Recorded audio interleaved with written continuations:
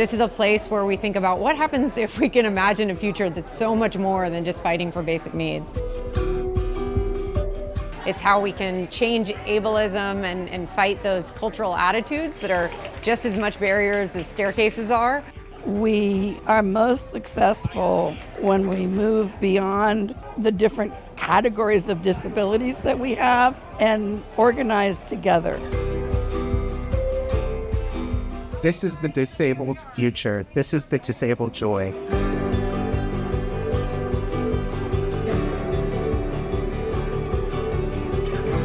The Disability Cultural Center is meant to be a place where we go so far beyond compliance, and it's a place where disabled people can come together, celebrate what disability culture looks like, whether that's poetry, art, performances.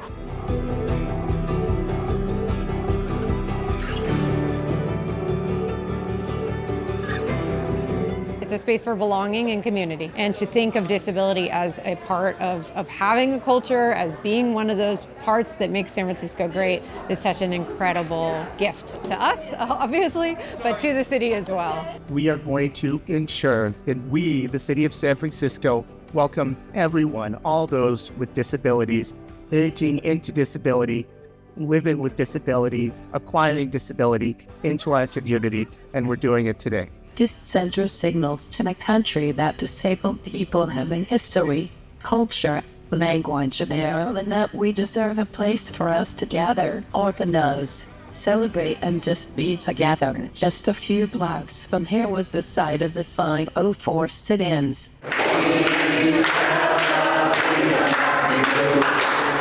Disabled people across the country have been waiting for years for implementation of the 504 portion of the Rehabilitation Act. I was actually part of the group that was negotiating with the federal government about the 504 regulations.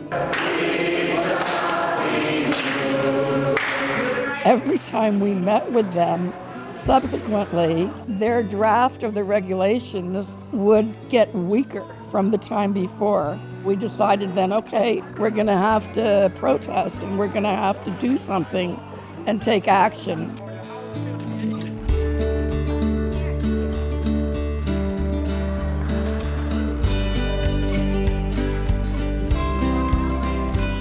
I talked about the importance of the regulations and how they would change all of our lives and what they meant and what kind of discrimination we all lived with on a regular basis.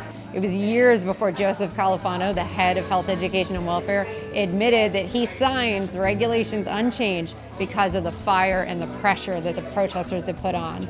I think people were all initially really surprised at themselves. I think we realized that we are much more powerful than we ever imagined. We felt incredibly strong.